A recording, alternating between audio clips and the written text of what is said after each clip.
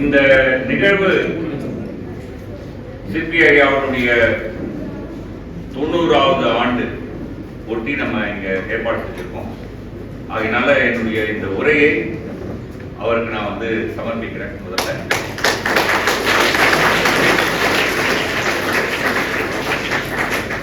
பரவலாக அவர் வந்து ஒரு கவிஞர் என்று அறியப்படுகிறார் தமிழ்நாட்டில் இலக்கிய உலகில். ஆனா அவருக்கு வந்து ஒரு இன்னொரு பக்கத்துல அறிவியல் தமிழ் மீதும் அதே மாதிரியான ஒரு காதல் இருக்கு அப்படிங்கிறது வந்து நம்ம எல்லாரும் பார்க்குற ஒரு விஷயம். எனக்கு அது மேல காதல் இருக்கு. அதனால என்னுடைய காதலை காதலிக்கக்கூடிய அவருக்கு என்னுடைய வணக்கங்கள். இங்க வந்து மற்ற அனைவருக்கும் என்னுடைய நன்றியை சொல்லிக்கொண்டு என்னுடைய உரைக்குள்ள நான் போறேன்.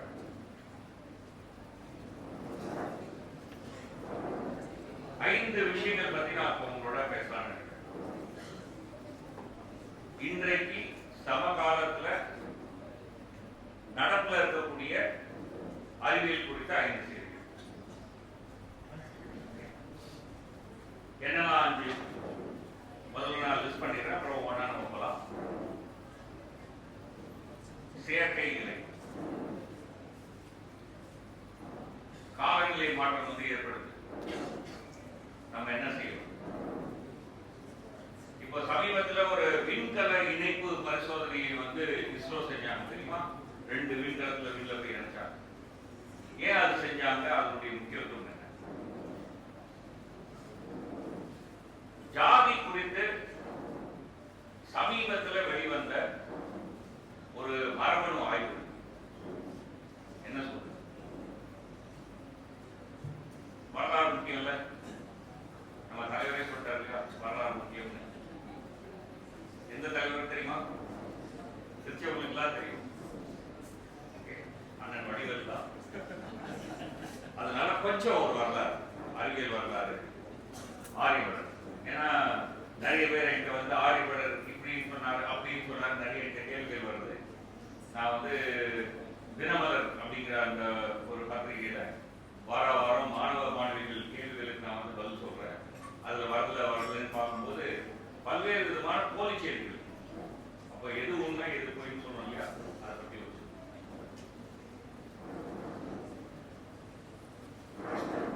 ஏன் ஆற்றல் தேவை?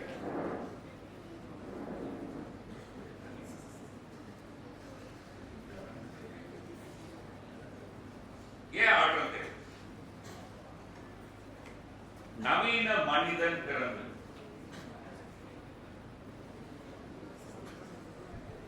நான் இந்த நவீன மனிதன் சொல்றது வந்து ஹோமோ சேப்பியன் சேப்பியன் அப்படின்னு சொல்றோம்.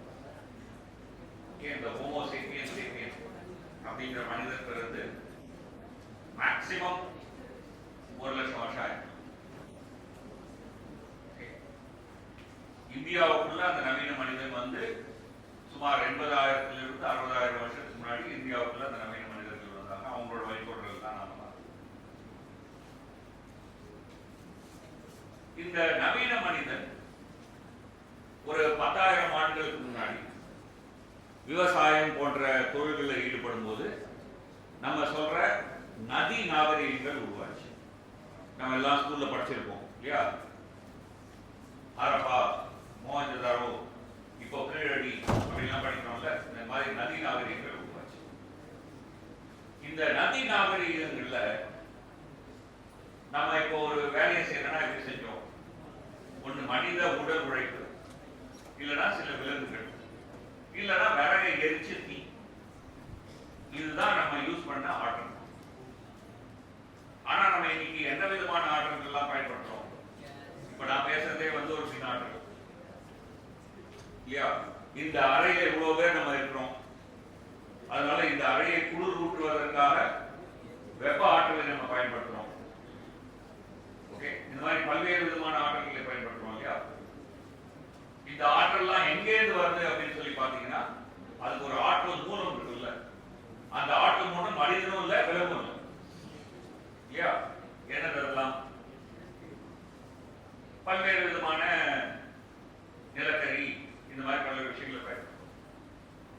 ஏன் இந்த நவீன காலத்துல இந்த மாதிரி நம்ம ஆற்றலை பயன்படுத்துறோம் அப்படின்னு பாத்தீங்கன்னா, இன்றைக்கு நாம் பயன்படுத்தக்கூடிய மெஷின் என்று ஆங்கிலத்தில் சொல்லக்கூடிய தமிழ்ல நம்ம வந்து அதை கருவி அப்படின்னு நம்ம சொன்னோம்னா அந்த மெஷினுக்கு 3 பகுதி.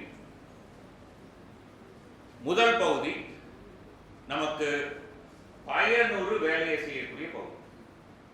இங்க பாத்தீங்கன்னா இது அப்படியே சுத்திச்சுன்னா கோதுமையை அரைச்சி மாவா தரும்.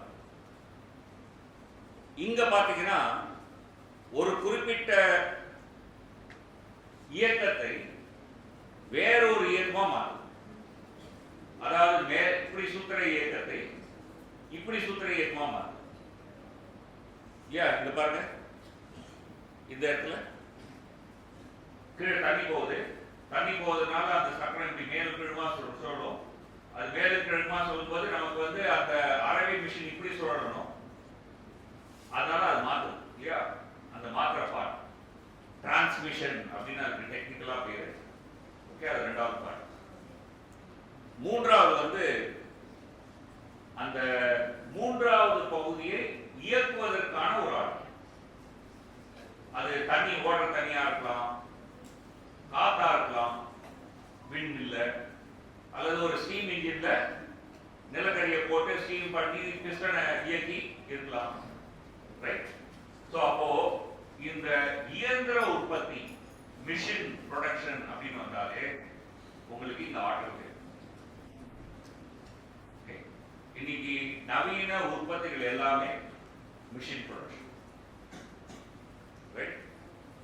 சோ இதுல எதுலையுமே நேரடியா பயன் உங்களுக்கு வருது. எதுலையுமே மடைமாற்றம் இல்லை. நான் ஊருக்கு போறேன்னா அந்த இயக்கம் நேரான இயக்கம் தான். நான் நேரா போறான், என்னுடைய இயக்கம் வட்டம் கிடையாது இல்லையா? ரைட்? சோ மடைமாற்றம் கிடையாது. ரைட்? சோ இப்ப நான் வந்து இந்த மிஷினை மனுஷன் டைரக்ட் பண்ற மாதிரி இருக்கலாம், தானியங்கியா செயல்படுற மாதிரி இருக்கலாம். அதே மாதிரி இந்த டிரான்ஸ்மிஷனை ஒரு இயக்கத்திலிருந்து இன்னொரு இயக்கமா மாத்தலாம். லைக் வட்டமா மேலுக்கு சொல்றத படுக்க வாக்குல சுத்துற மாதிரி நான் செய்யலாம். அல்லது வெப்பத்தை இயக்க ஆற்றலா மாற்றலாம். ரயில் இன்ஜின்ல என்ன பண்றோம்? வெப்பத்தை இயக்க ஆற்றலா மாற்றோம். அதை ஒரு ஆற்றல இருந்து இன்னொரு ஆற்றலா மாற்றலாம். அப்போ இந்த இடத்துல எனக்கு வந்து ஒரு ஆற்றல் மூலத்துக்கு பதிலாக நான் வேற ஆற்றல் மூலத்தை பயன்படுத்தலாம். தண்ணி தான் வேணும்னு அவசியம் இல்லை, நான் வேற எதுவும் பயன்படுத்தலாம். அந்த கீழே இருக்கிற பாட்டை நான் கைட்டி போட்டு அங்க நான் ஒரு ஸ்டீம் இன்ஜினை பொருத்தினாலும் இந்த உற்பத்தி செய்யும். அப்போ எனக்கு ஆற்றல் இருக்கு. ஏன்னா நம்ம இப்போ இயந்திர உற்பத்தியில பொருட்களை உற்பத்தி செய்யும். பல்வேறு விதமான ஆற்றல்களை நம்ம பயன்படுத்துறோம். ஒரு 4000 ஆண்டுகளுக்கு முன்னாடி நேரடியாக மரத்தை பயன்படுத்திட்டு இருந்தோம். பட் இயந்திர உற்பத்தி இருக்கு. இயந்திர உற்பத்தி வர தொடங்கிய பிறகு நிலக்கரி, உங்களுக்கு மின்சாரம், பெட்ரோலியம், ஜியோதெர்மல், ஹைட்ரோ எலக்ட்ரிக் அதாவது டேம் மாதிரி கட்டி, விண்டு, சோலார் பவர், பயோடீசல், இந்த மாதிரி பல்வேறு விதமான ஆற்றல் மூலங்களை நம்ம பயன்படுத்தும்.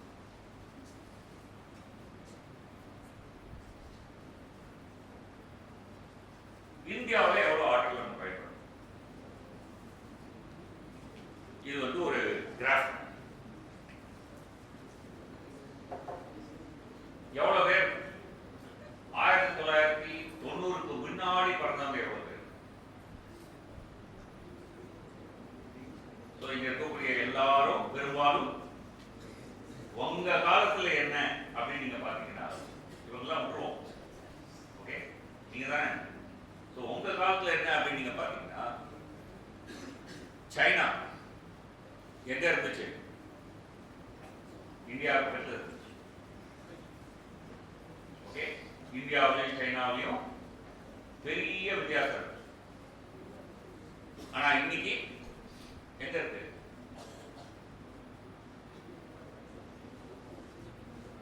மத்தவங்க எங்க இருக்காங்க? சோ சட்டியில இருக்கிறதா நகைப்பையில் வரும்.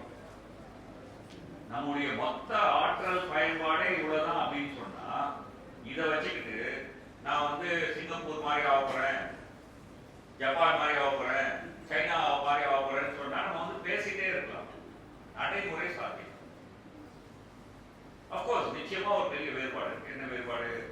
1990ல இருந்த தொழில்நுட்பத்தை விட மேம்பட்ட தொழில்நுட்பம். 1990ல நான் வந்து ஒரு குறிப்பிட்ட பொருளை உற்பத்தி பண்ணுறதுக்கு எனக்கு எவ்வளவு ஆற்றல் தேவைப்படுதோ அதே ஆற்றல் இன்னைக்கு எனக்கு தேவைப்படாது. இன்னைக்கு வந்து எக்கானமைசிங், எனர்ஜி எஃபிஷியன்ட் இதெல்லாம் கேஜெட்ஸ்லாம் இல்லையா? என்னுடைய மொபைல் போனே அன்னைக்கு எவ்வளவு பேட்டரி எடுத்ததோ அந்த பேட்டரி இன்னைக்கு எடுக்கல. Yeah, so there's a change. So நிச்சயமா வந்து அன்னைக்கு இருந்தாலே எனக்கு தேவையில்லை. ஆனா நிச்சயமா இன்னைக்கு இருக்கிற நாம் வந்து போதாமையில் இருக்கு. இந்தியா மட்டும் அந்த நிலைமையில இல்லை. இந்தியாவோட சேர்ந்து ஒரு 180 நாடுகள் நாம எல்லாம் சேர்ந்து ஒன்னா முல்லா இருக்கும். ஓகே, நம்ம பக்கத்தில் இருக்கிறவங்க, சைடில் இருக்கிறவங்க, இந்த மாதிரி ஒரு 180 நாடுகள், 196 நாடுகள் சட்டப்பூர்வமாக யூஎன்ல அங்கமா இருக்கு. அது இல்லாம சில பேர் நாங்கெல்லாம் நாடுன்னு சொல்லிக்கிறவங்களா இருக்காங்க, அதெல்லாம் விட்டுருவோம். ஸோ ஒரு 196 நம்ம வச்சுட்டா கூட அதுல வந்து ஒரு 15-20 நாடுகளை தவிர மற்ற எல்லா நாடுகளையும் என்ன பிரச்சனை? ஆற்றல் பற்றாக்குறை. இந்த ஆற்றலை வைத்துக் கொண்டு நிச்சயமாக நம்முடைய மக்களுக்கு குறைந்தபட்ச தேவையை பூர்த்தி செய்வது என்பது சாத்தியமே. கடவுள் தான். அப்போ பண்ணணும்னா என்ன பண்ணணும்? ஆற்றல். ஆற்றல் வேணும் என்பதற்காக நான் வந்து இன்னும் நிலக்கரியை யூஸ் பண்றேன், இன்னும் பெட்ரோலியத்தை யூஸ் பண்றேன்னு சொன்னா அதுல வர பிரச்சனை என்ன? அதுல இருந்து வெளிவரக்கூடிய கார்பன் டை ஆக்சைடு, அந்த கார்பன் டை ஆக்சைடு வளிமண்டலத்தில் போய் சேர்ந்து புவி வெப்பமடைதல், காலநிலை மாற்றம். அப்போ இதுவரைக்கும் நம்ம பயன்படுத்திய ஆற்றல் வகைகளை பயன்படுத்தி நம்முடைய தேவையை பூர்த்தி செய்வது என்பது எளிதல்ல. புதுசா யோசிக்கணும், மாற்றி யோசிக்கணும். பவர் கேப் பாத்தீங்கன்னா 2024 வந்து 245 கிகாவாட் நம்ம வந்து யூஸ் பண்றோம் இந்தியா. 2030 நமக்கு இதே நிலைமை இருந்தால் 400 கிகாவாட். இல்ல இந்த நிலைமை தான் போறாது, எல்லாருக்கும் எல்லாம் வேணும் அப்படின்னு நம்ம யோசிச்சா இந்த 400 மேல வரும்.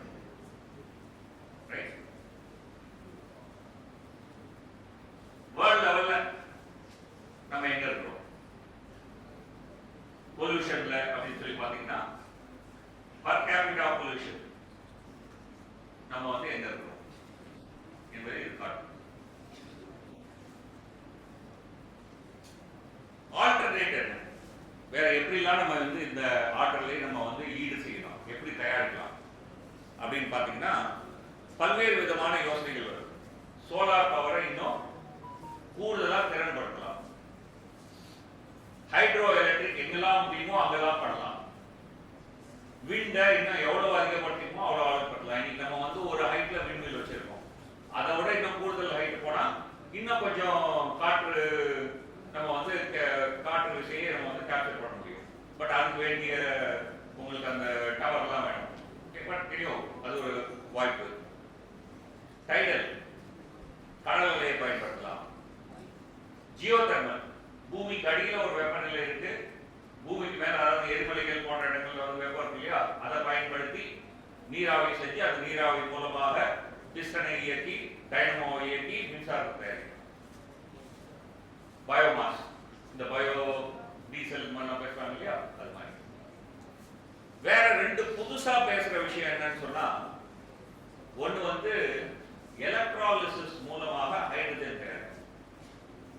அதாவது நீரை உடைச்சு, நீர்னா நமக்கு என்ன தெரியும், கெமிக்கலி H2O இல்லையா, நான் அதை உடைச்சேன்னா ஆக்சிஜன் ஹைட்ரஜன் வரும். ஹைட்ரஜனை நம்ம எரிபொருளா பயன்படுத்தினா திரும்பி தண்ணி தான் வரும். ஸோ அதை உடைக்கணும். அதை உடைப்பதற்கு பல்வேறு ஆராய்ச்சிகள் செய்யறாங்க. பயோகெமிக்கல் பார்க் இருக்கா, அதாவது ஏதாவது மைக்ரோவை வச்சு உடைக்க முடியுமா அப்படின்னு ஒன்று ட்ரை பண்றாங்க. இன்னொன்று வந்து நியூக்ளியர் ஃபியூஷன். சூரியன்ல எப்படி ஆற்றல் உருவாகுதோ அதே மாதிரியான ஒரு ஆற்றலை அதே வழிமுறையில் நம்ம பூமியில் செய்ய முடியுமா, இதற்கான துவக்க கட்ட ஆராய்ச்சி வந்து 20 நாடுகள் இணைந்து பிரான்ஸ்ல செயல்படுத்துறாங்க. ஐட்டர்னு அதுக்கு பேரு. செயற்கை சூரியன் சில சமயங்கள்ல ஊடகங்கள் இதை பத்தி செய்தி வரும். அந்த செயற்கை சூரியனுடைய ஒரு குட்டி மாதிரியை வந்து அகமதாபாத்ல இருக்கக்கூடிய இன்ஸ்டிடியூட் ஆஃப் பிளாஸ்மா ரிசர்ச் அப்படின்னு சொல்லக்கூடிய இன்ஸ்டிடியூட்ல இந்தியாவில் நம்ம ஆராய்ச்சி பண்றோம். இந்தியாவில் வந்து ஒரு 5 ஆய்வு நிறுவனங்கள்ல இந்த ஃபியூஷன் குறித்த ஆய்வு. இதெல்லாம் ஒரு பக்கம். இப்ப நான் உங்கள்கிட்ட சொல்ல போறது வந்து மாத்தி யோசிக்கிற ஒரு ஐடியா. இயற்கையிலிருந்து தருவோம். என்ன இலை எப்படி அதுக்கு வேண்டிய ஆற்றல் தேவை? தாவரம் மேடம் லோகமாதேவி பண்ணாங்க இல்லையா, பாட்டனி எவ்வளவு இம்பார்ட்டன்ட். ஸோ பாட்டனிக்கு எப்படி இலை எப்படி தேவை? 7ஆம் வகுப்புல ஒரு கொஸ்டின் வந்ததுல ஒளி சேர்க்கை என்றால் என்ன? 2 மார்க் கேள்வி ஞாபகம் இருக்கா? டீச்சர் வந்து 1.5 மார்க் தான் போட்டிருப்பாங்க. ஏன்னா எல்லா டீச்சரும் கஞ்சர்கள், நான் கூட இல்ல. அந்த ஒளி சேர்க்கையை நான் செயற்கையா செய்ய முடியும். அந்த ஒளி சேர்க்கையை நான் செயற்கையா செய்யணும். ஒளி சேர்க்கையில் என்ன நடக்குது? அந்த புறநானூறு என்னமா ஒரு இது இருந்ததுல, மண்ணும் நீரும் உணவு என்பது நிலத்தோட நீரே அப்படின்னு இருக்குல்ல. அது கவிதைக்கு நல்லா இருக்கு, சயின்ஸ் தரும். ஏன்? தாவரத்தினுடைய அந்த மாஸ் சின்னதா ஒரு விதை இருக்கு, தாவரம் வளர்ந்து கூட பெருசா வருதுல்ல. அந்த மாஸ் எங்கிருந்து வந்துச்சுன்னு பாத்தீங்கன்னா நிலத்துல இருந்தும் வரல, பெரிய அளவுக்கு தண்ணியில இருந்தும் வரல. எங்கிருந்து வந்துருக்கு? காத்துல இருந்து வந்துருக்கு. காத்துல இருக்கக்கூடிய கார்பன் டை ஆக்சைடே அந்த தாவரம் எடுத்துதான் வளருது. ஓகே, சூரிய ஒளியை பயன்படுத்தி. சோ இன்னைக்கு நம்ம என்ன சொல்றோம்? வளிமண்டலத்துல அளவுக்கு அதிகமா கார்பன் டை ஆக்சைடு. அப்பனா செடி எப்படி ஒளிச்சேர்க்கை செய்கிறதோ, தாவரம் எப்படி செய்கிறதோ, அதே மாதிரி நான் செயற்கையா செய்ய முடிஞ்சா காத்துல இருக்கக்கூடிய கார்பன் டை ஆக்சைடை எடுத்து நான் வந்து ஒரு hydro carbon தயாரிக்கிறேன்.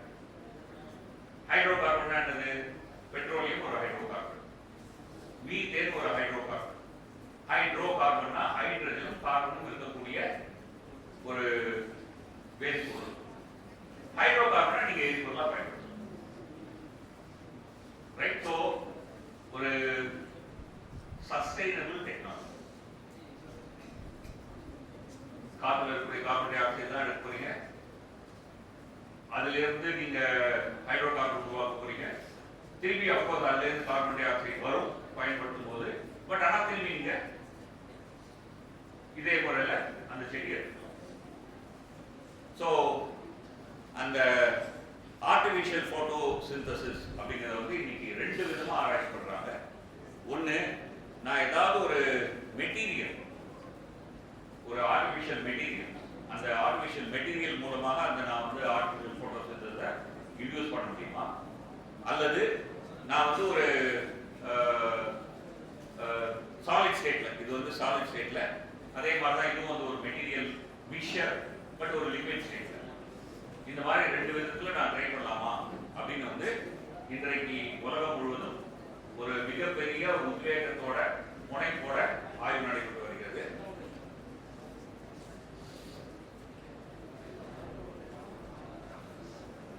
Indian Institute of science அப்படின்னு பெங்களூர்ல இருக்கு.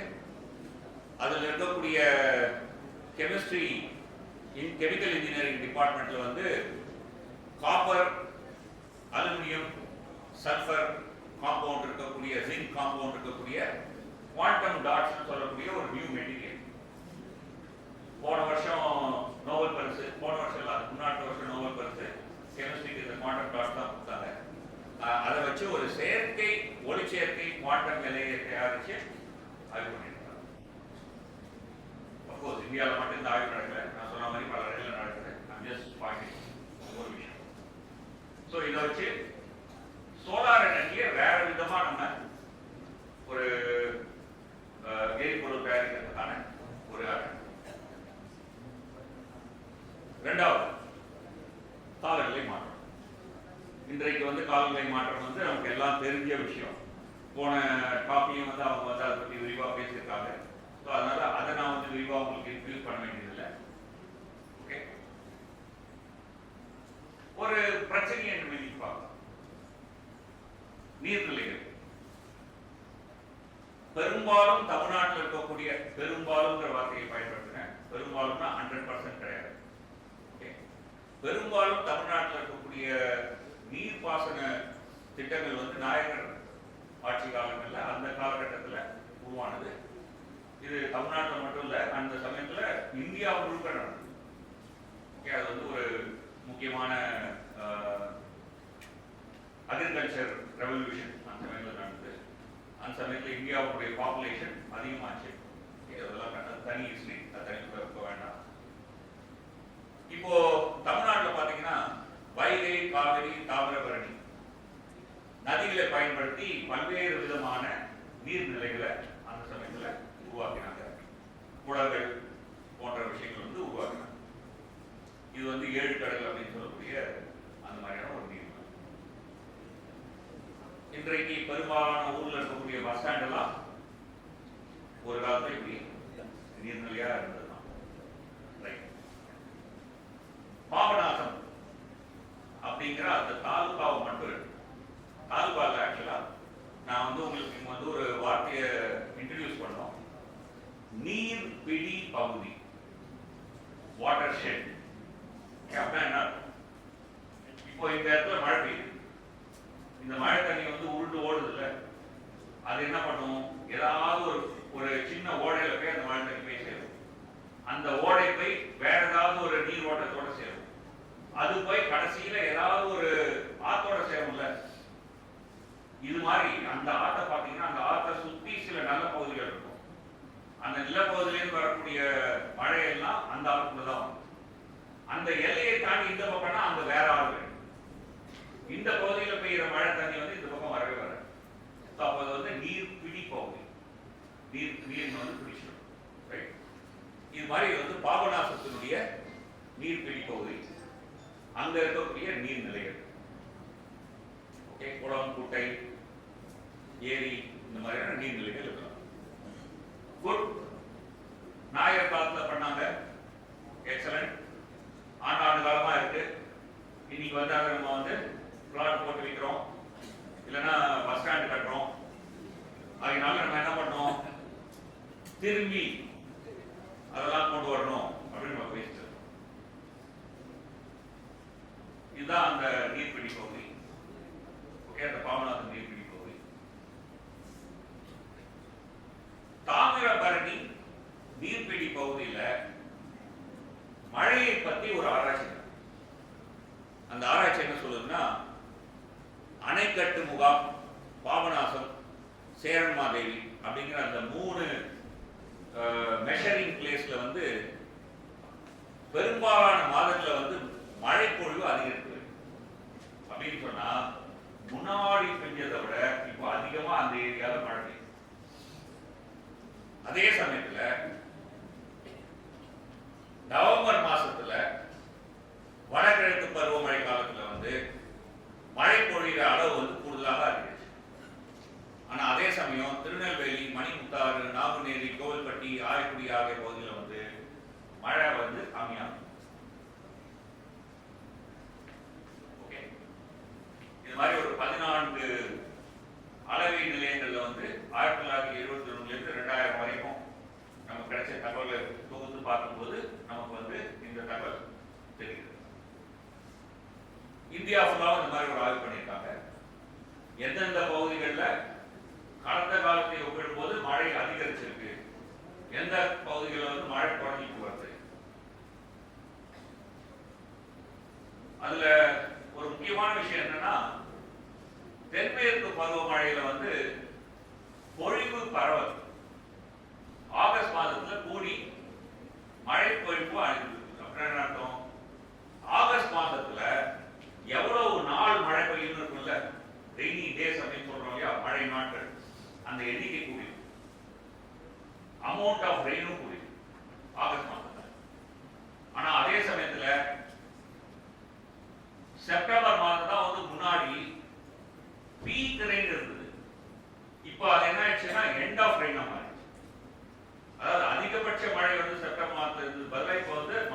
பொன்னிற பகுதியாக செப்டம்பர் மாதம். இந்த சூழல்ல ஏற்கனவே இருந்த நிலம் எப்படிப்பட்ட நீர் பசையை சந்திச்சதோ அதே நிலையை இன்னைக்கு சந்திக்காது இல்லையா? ஏற்கனவே அதிக நாள் மழை பெஞ்சா திரும்பி திரும்பி திரும்பி மண்ணில் நீர் விழுந்து அங்க நீர் பசை இருந்துட்டே இருக்கும். இப்ப நான் கொஞ்ச நாள் தான் மழை பெஞ்சா அந்த மழை பெஞ்சதுக்கு அப்புறம் என்ன ஆயிடும்? மண்ணு காஞ்சி போயிடும் இல்லையா? அப்போ வந்து மண்ணுடைய தன்மை மாறிடும்ல.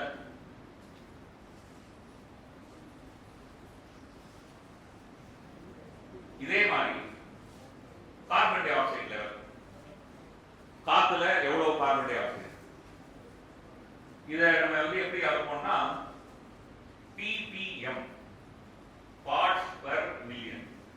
அப்படின்னா என்ன அர்த்தம்? மில்லியன்னா 10 லட்சம். ஒரு காத்து எடுக்கிறேன், ஒரு நிமிஷம் எடுக்கிறேன் காத்து, இதுல காத்து இருக்கு. இந்த காத்தை 10 லட்சம் பாட்டா வந்து பிரிக்கிறேன். இந்த காத்து நான் 10 லட்சம் பாட்டா பிரிச்சா இதுல எவ்வளவு பாட்டு கார்பன் டை ஆக்சைடு அப்படின்னு பாத்தீங்கன்னா கடந்த 8 லட்சம் வருஷம் 200ல இருந்து 250 திரும்பி 200 220 அதிகபட்சம் 300. இப்போ சமீபத்துல பாத்தீங்கன்னா 2024ல 422. 10 லட்சத்துல எவ்வளவு போகுது? ppm parts per million. அப்படின்னா என்ன அர்த்தம்? இன்றைக்கு காத்துல இருக்கக்கூடிய கார்பன் டை ஆக்சைடு லெவல் கடந்த 8 லட்சம் வருஷமா இருக்கவே இல்லை. அப்போ 8 லட்சம் வருஷமா இந்த பூமியில வளர்ந்த எந்த பயிரும் தன்னுடைய பல தலைமுறையில இந்த 420 ppm கார்பன் டை ஆக்சைடை பார்த்ததே இல்லை. அதிகபட்சமா பார்த்தது எவ்வளவு? 300 ppm கார்பன் டை ஆக்சைடு இருக்கிற இடத்துல வளர்ந்த ஒரு செடி 420 அப்படியே வளருமா? வளரலாம். ஆராய்ச்சி பண்ணாதான் தெரியும். ஆராய்ச்சி பண்ணாமலே வளரும். ஏன்னா இந்த ராஜராஜ சோழன் நடந்தது அப்படின்னு சொன்னா அது வளருமா? வளராதுல. ரைட். சோ ஆராய்ச்சி பண்ணணும் இல்லையா? ஆராய்ச்சி பண்ணாமலே முடியாது இல்லையா? ரைட். கார்பன் டை ஆக்சைடு உயர்வதோட இன்னொரு ஒரு ரிசல்ட் என்ன? டெம்பரேச்சர், வெப்பம் அதிகமாகும். அதனால தானே உலக வெப்பமயம்னு சொல்றோம். வெப்பமயமாகும். இது வந்து பல்வேறு வகையான நெல் செடிகள், நெல் பயிரினுடைய வரைட்டி. நெல் வந்து ஒரு வகையான புல். எல்லாருக்கும் தெரியுமா? நெல் வந்து ஒரு புல் வகை. அதுல வந்து ஃப்ளோரட் அப்படிங்கிற மாதிரி வந்து ஒரு பூங்கொத்தாக பூ வளரும்.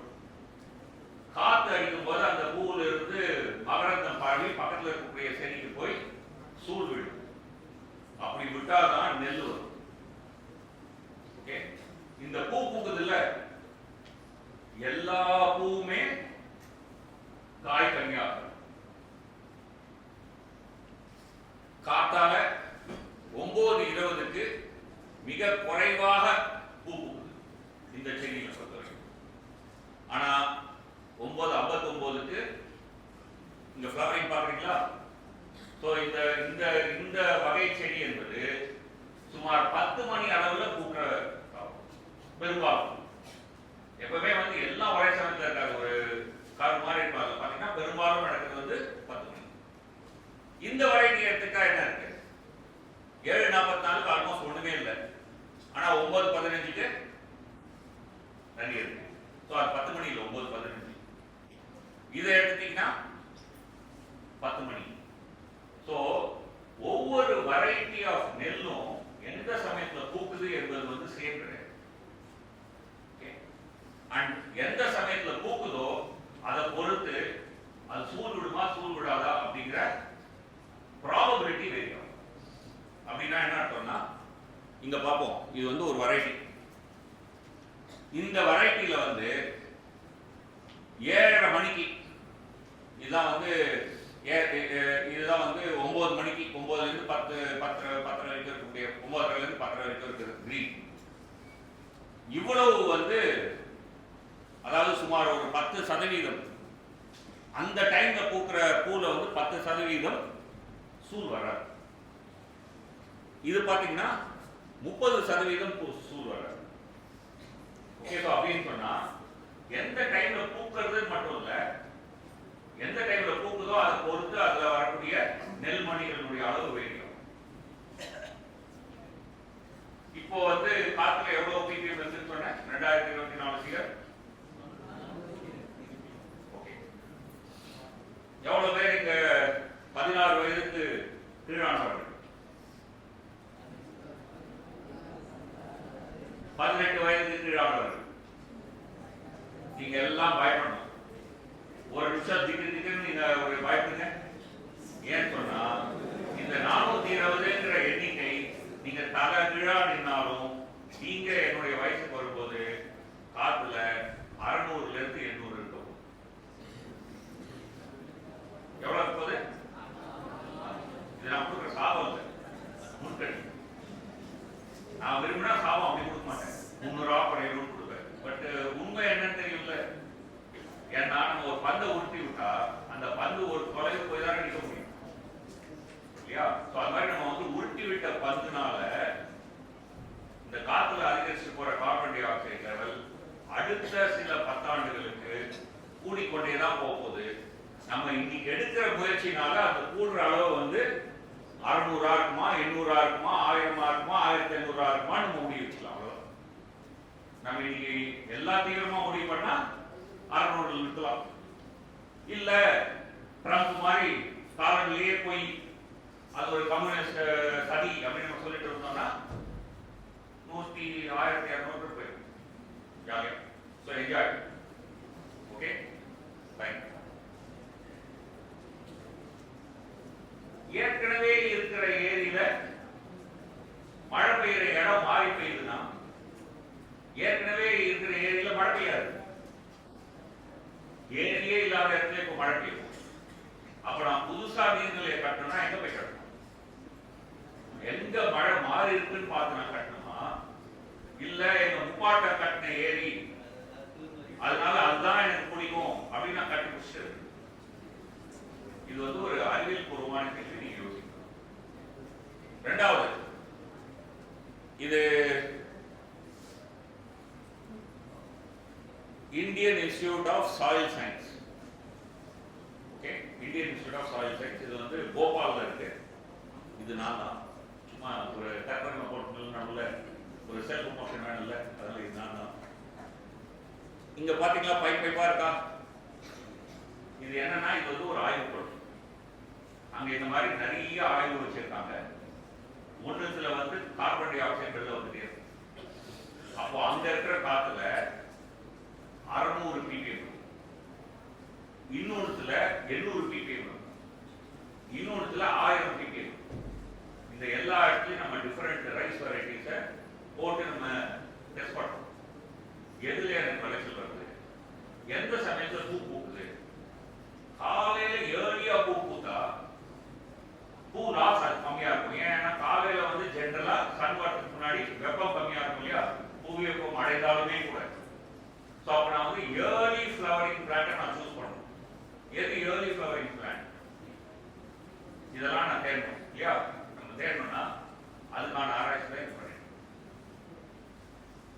மொத்தம் 150 அரிசி வெரைட்டி குறித்து இங்க ஆராய்ச்சி. இந்த கிளைமேட் சேஞ்ச்லையும் தாங்கி உணவை கொடுக்கக்கூடிய வழி என்ன? அப்போ காலநிலை மாற்றத்துக்கு நம்ம 2 விஷயம் செய்யணும். காலநிலை மாற்றம் தீவிரமடையாம தடுக்கிற வேலை ஒண்ணு. இன்னொன்னு, நிச்சயமா ஒரு லெவல் போகுது, அந்த லெவல்லையும் நாம தாங்கி பிடிக்கிறோம்னா எந்த இடத்துல ஏரியை கட்டணும், எந்த பயிரை நான் சூஸ் பண்ணணும் என்பதற்கு அவர் தேவை.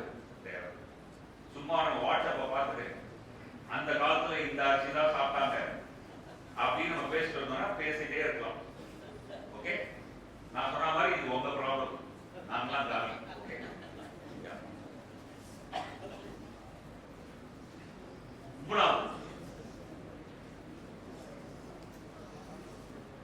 இப்போ சமீபத்துல நடந்த விண்கலங்களை விண்ல இணைச்சாங்க இல்லையா, அந்த பரிசோதனை விண்கல இணைப்பு பரிசோதனை. 2 ரயில் பெட்டி இணைக்கிறாங்கல்ல, அது மாதிரி விண்ணில 2 விண்கலத்தை. ஏன் 2 விண்கலத்தை இணைக்கணும்? இப்போ வந்து சர்வதேச விண்வெளி நிலையம்னு ஒன்று இருக்கு இல்லையா, நம்மளாம் கேள்விப்பட்டிருக்கோம். அது விண்வெளியிலே இருக்கு. அது பூமியை சுமார் ஒரு 90 நிமிஷத்துக்கு ஒரு தடவை சுத்திட்டு வந்துட்டே இருக்கு. ஒரு 3 மாடி பங்களா மாதிரி அதுல ஏரியா இருக்கு. மேக்சிமம் 13 பேர் உள்ள இருக்கலாம் தொடர்ந்து. யூஸ்வலா 6 ல இருந்து 7 பேர் இருப்பாங்க. இப்ப நான் அந்த விண்கலத்துக்குள்ள போனேன்னா, நான் பூமியில இருந்து ஒரு விண்கலத்துல போவேன் இல்லையா, அந்த இன்டர்நேஷனல் ஸ்பேஸ் ஸ்டேஷனுக்குள்ள போனோம்னா, நான் அந்த ஒரு விண்கலத்துல அந்த விண்வெளி நிலையம் பக்கத்துல போயிட்டேன். என்னுடைய ஸ்பேஸ் கிராஃப்ட்ல இருந்து அந்த விண்வெளி நிலையத்துக்குள்ள நான் எப்படி போறது?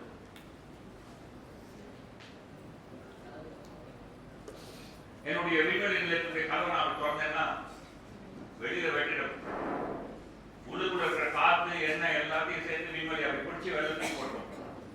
அதுக்கப்புறம் எனக்கு வந்து பூமியில ஒரு பெரிய கடம் போட வேண்டியதான். அப்ப நான் என்ன பண்ணோம், என்னுடைய விண்கலத்தை அந்த ஸ்பேஸ் ஸ்டேஷனோட இணைக்கணும். இணைச்சு 2த்துக்கும் நடுவில் ஒரு பாதையை உருவாக்கணும். அந்த பாதை வழியாக நான் டவுனுக்கு போக முடியும். எப்படி சில ட்ரெயின்ல வந்து ஒரு கோச்சில் இன்னொரு கோச் போறாங்க இல்லையா, அது மாதிரி. கரெக்டா இருக்கா? ஓகே.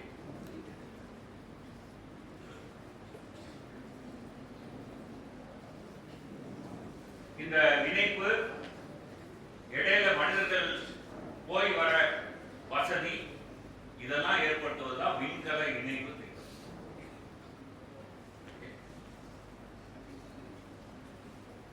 இப்ப நம்ம வந்து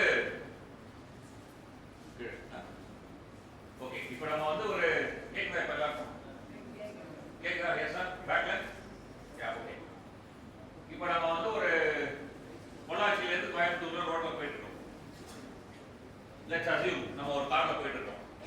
அங்க முன்னாடி பாக்குறோம், பார்த்தா நம்ம ஃப்ரெண்டு கார். அவருக்கு ஒரு ஹலோ சொல்லலாம் அப்படின்னு நம்ம நினைச்சு என்ன பண்றோம்? பிரேக் ஆகும், ஆக்சிலேட்டர் ஆகும், அலர்ட்டா இருக்காரு, நம்ம அலர்ட்டா பாக்குறாரு, ஆக்சிலேட்டர் ஆகும், நம்ம கார் வேகமா போகும். அந்த கார் போயிடலாம். ரைட்டா? நான் என்ன சொன்னேன், விண்வெளியில செயற்கைக்கோள், அதாவது இந்த இன்டர்நேஷனல் ஸ்பேஸ் ஸ்டேஷன் பூமியை சுற்றிட்டு வந்துட்டே இருக்குன்னு சொன்னேன். அப்போ அந்த இன்டர்நேஷனல் ஸ்பேஸ் ஸ்டேஷன் இப்படி போயிட்டே இருக்கு. இதுதான் என்னுடைய விண்கலம். பூமியில இருந்து நான் அனுப்பிச்சேன், இது போய் இதோட அட்டாச் ஆகும். அப்ப என்ன பண்ணோம், இந்த விண்கலம் இப்படி போயிட்டு இருக்கு. அப்ப நான் வந்து இந்த என்னுடைய இந்த விண்கலத்தை வேகமா ஓட்டி இது நான் பக்கத்துல போனோம்னு நினைச்சா போய் தரணும். ஏன்னா இயற்பியல் விதிப்படி நான் எந்த வேகத்துல போறேனோ அதுக்கு ஏற்ற மாதிரி என்னுடைய பூமியில இருந்து உயரும்.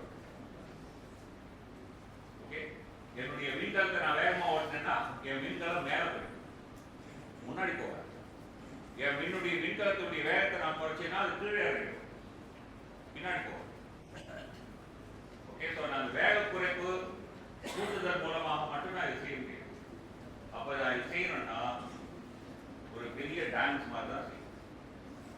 நான் இதை வந்து கொஞ்சம் வேலை கூட்டணும், இங்க மேலே போகணும், அப்புறம் வேகத்தை கம்மியாகணும், இங்க வரும், திரும்பி மேலே வேகத்தை கூட்டணும், இங்க போகும், திரும்பி வேகத்தை குறைக்கணும், இங்க வரும். இப்படி மாற்றி மாற்றி செஞ்சுதா இது பக்கத்துல பக்கத்துல மெல்ல மெல்ல வந்து நம்ம வந்து இது வந்து பல படிகள் இருக்கக்கூடிய ஒரு இயக்கம். இது வந்து ஏதோ முன்னாடி போற காரை சேஸ் பண்ணி பக்கத்துல போற மாதிரி வெரி காம்ப்ளெக்ஸ். அது மட்டும் இல்ல, நான் இந்த பக்கத்துல வந்த பிறகு நான் வேகமா இதுல போய் மோத நின்னா வைப்ரேஷன் போன்ற பிரச்சனைகள் இருக்கும் இல்லையா. அப்ப நான் வந்து இங்க டச் பண்ணும்போது இறந்து கீழே விழுற மாதிரி நான் போய் டச் பண்ணுவேன். டச் பண்ண பிறகு சப்போஸ் நான் வந்து இந்த ஜாடியும் மூடியும் மூடுறேன், இது கரெக்டா இங்க போய் வைக்கணும் இல்லையா. இது இப்படி போச்சுன்னா மூட முடியாது, இப்படி இப்படி போச்சுன்னா போட முடியாது, ஆங்கிள் சரியா இல்லைன்னா போட முடியாது. இது எல்லாம் கரெக்டா ஓரியன்டேஷன்ல இருக்கும். ஓகே, இதெல்லாம் வந்து நம்ம நுட்பமா செய்யணும்னா இது வந்து ஒரு கோரியோகிராஃபின்னு சொல்லுவாங்க இல்லையா, நாடகம் செய்யும்போது அதோட காம்ப்ளெக்ஸான ஒரு விஷயம். அந்த மாதிரி ஒரு காம்ப்ளெக்ஸான விஷயத்தை நம்ம செஞ்சாதான் அதை செய்யணும். இந்த தொழில்நுட்பத்தை ஏற்கனவே செஞ்சவங்க யாரும் வாங்க வாங்க எடுத்துக்காங்கன்னு சொல்ல மாட்டாங்க. காலையில முதல் லெக்சர் கேட்டவங்களுக்குலாம் தெரிஞ்சு ஏன் அப்படின்னா நிறைய பேர் புதுசா இருக்கீங்க, நல்லா அதையும் கொஞ்சம் சேர்த்து சொல்லிக்கிறேன்.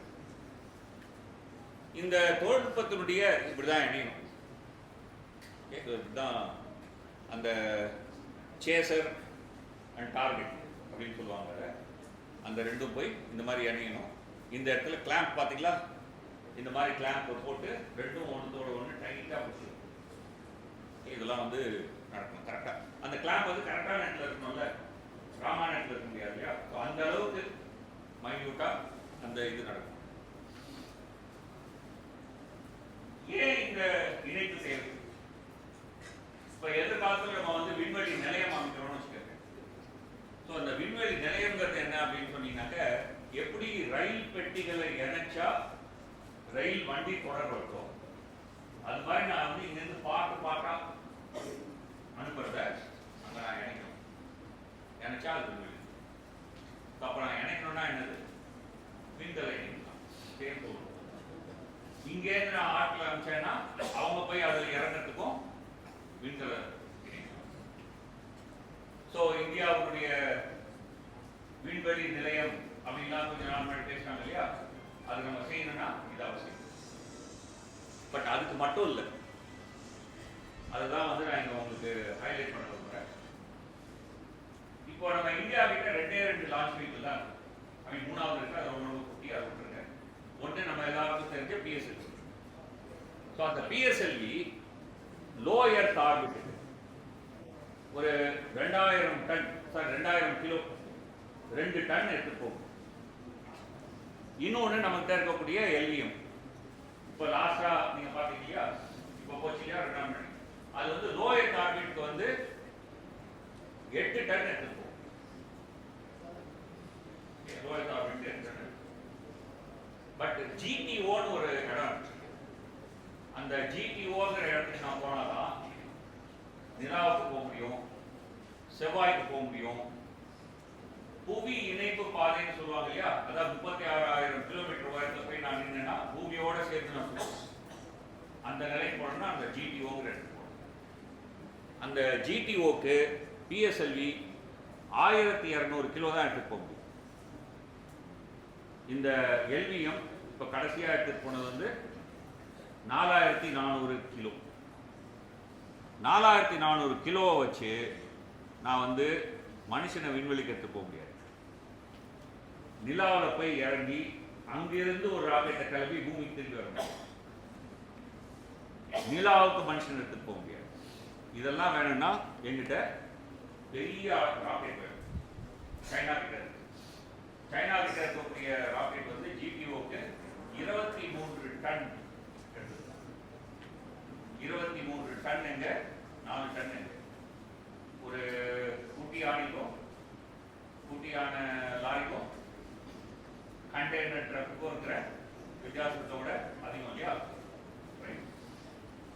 பட் என்கிட்ட இதுதான் இருக்கு, அதுக்காக நான் என்ன பண்ணுவோம், மூலையில் உட்காந்து அதுக்கிட்டே இருந்தேன்னா அது இல்லை. மாற்றி யோசிக்கணும்னா என்ன பண்ணலாம், என்னால் ஒரு தடவை 4 டன் எடுத்துட்டு போக முடியல, 5 தடவை எடுத்துட்டு போனேன்னா 20 டன். நான் 5 ராக்கெட் அனுப்புகிறேன், ஒவ்வொருத்தையும் மேலே போய் சேர்த்துடுறேன், எனக்கு 20 டன் ஆயிடுச்சு. அங்கேருந்து நான் நிலாவுக்கு போகிறேன். புரியுதா நான் என்ன சொல்கிறேன்ட்டு?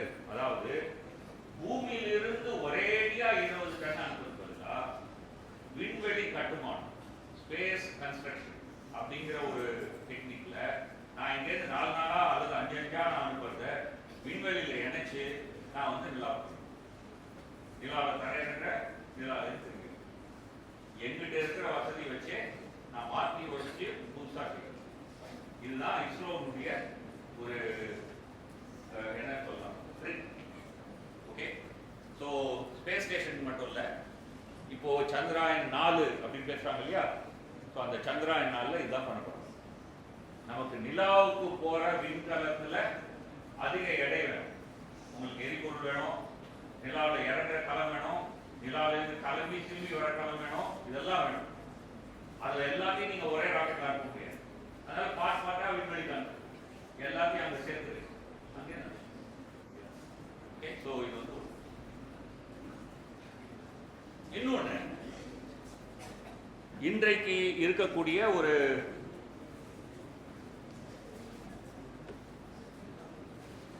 செக்யூரிட்டி, இன்றைக்கு விண்வெளியில் இருக்கக்கூடிய பல செயற்கைக்கோள்கள், பல்வேறு நாடுகளுடைய செயற்கைக்கோள்கள் வேவு பார்க்கிற வேலைகள்லாம் செய்யும்.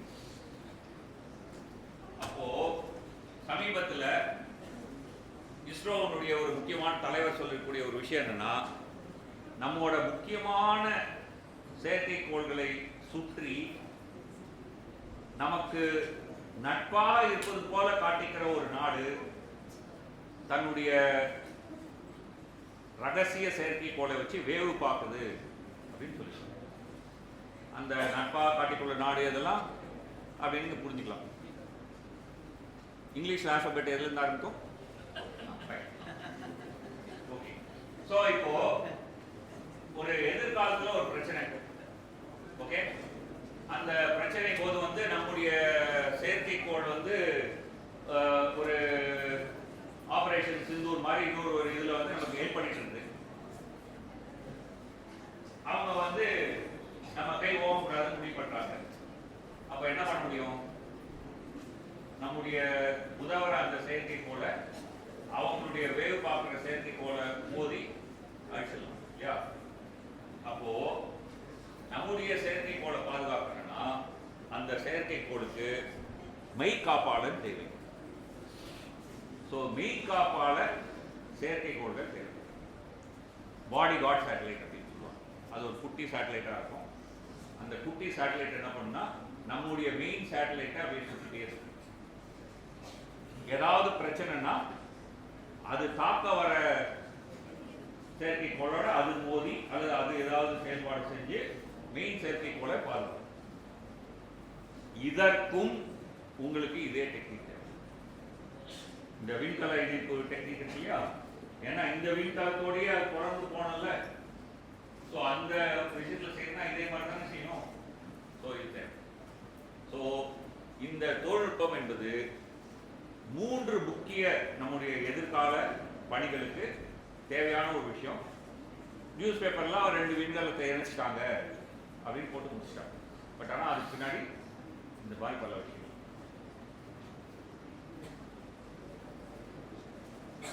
ஓகே,